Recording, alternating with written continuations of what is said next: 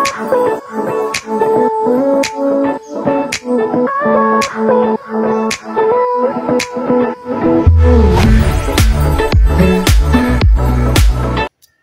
everyone, Modhu Privacy নতুন এটা video লৈ আপোনালোকক স্বাগতম জনাইছো। আশা কৰো সকলো ভালে আছে আৰু আমিও ভালে আছো। Privacy গৰম বন্ধ চলি আছে, লগতে সকলোৰে যেহেতু গৰম বন্ধ চলি আছে, মোৰ মাহী ল'ৰা ছোৱালী গিটা আহিছে গোলাঘাটৰ পৰা আৰু তাহাত দুটাই আমাৰ ঘৰত থাকিবলৈ আহিলে বন্ধ চলি থকাৰ কাৰণে। সেই কাৰণে আমি তাহাতক আজি এফালে ফুৰাব নিব ওলাইছো। কোট নিব ওলাইছো আপোনালোকক দেখাই আছো, যিটো জাগাত আমিও আজিলৈকে গৈ পোৱা নাই। আৰু তেনেহলে চাই থাকক আমাৰ ভিডিওটো কিবা ভাল লাগিলে লাইক আৰু শেয়াৰ কৰিব আৰু কমেন্ট কৰিব। আৰু আমাৰ চেনেলত যদি নতুনকৈ চাবলৈ আহিছে তেনেহলে আমাৰ চেনেলটো প্লিজ সাবস্ক্ৰাইব কৰিব। তেনেহলে বলক মই যাবলৈ ওলাও আৰু তাহাতক মই যলে গৈ আছো তাত গৈ চিনাকি কৰাই দি আছো। বলক তেনেহলে, আৰু আশা কৰিছো ভিডিওটো আপোনালোকে শেষলৈকে চাব বুলি। এয়াই হ'ল মোৰ মাহীৰ ল'ৰা ছোৱালী দুটা আৰু আমি আজি আহিছো ব্ৰহ্মপুত্ৰ ৰিভাৰ হেৰিটেজ চেণ্টাৰলৈ। বলক তেনেহলে ভিতৰলৈ সোমাই যাওঁ। প্ৰথমে ইয়াত টিকেট কৰিব লাগিব আৰু আমি এতিয়া টিকেট কাউণ্টাৰলৈ যাওঁ। এইটো হ'ল টিকেট কাউণ্টাৰ। টিকেট আপোনাৰ পাৰ পাৰ্চন 100। প্ৰাইভেচিৰ টিকেট লোৱা নাই, বাকি আমাৰ তিনিটাৰ 100কে পৰিলে। বলক তেনেহলে এতিয়া হেৰিটেজ চেণ্টাৰটোৰ ভিতৰলৈ সোমাই যাওঁ।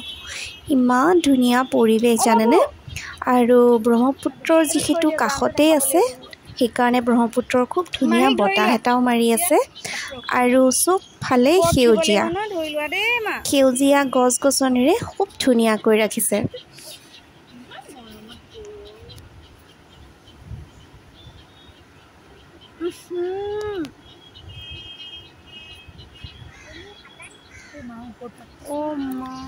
আৰু এটা বস্তু আপোনালোকক দেখুৱাইছো, কি হয় জানেনে, এইবোৰ বাদুলি। ইমান ডাঙৰ ডাঙৰ প্ৰকাণ্ড গছ আছে আৰু গোটেই গছবোৰত আপোনাৰ ঢেৰ বাদুলি, আৰু বাদুলিবোৰে ইমান চিঞৰিছে, প্ৰাইভেচিয়ে খুব ভয় খাইছে।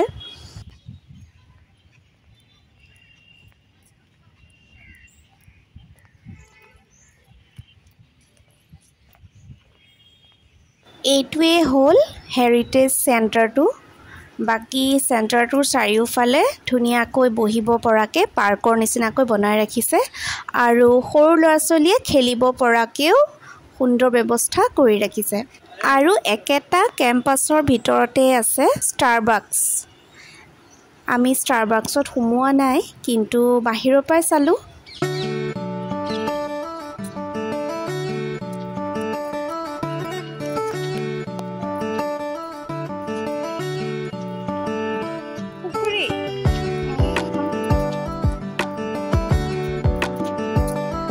আমি যে দলংখন পাৰ হওঁ, যে ডাঙৰ দলংখন,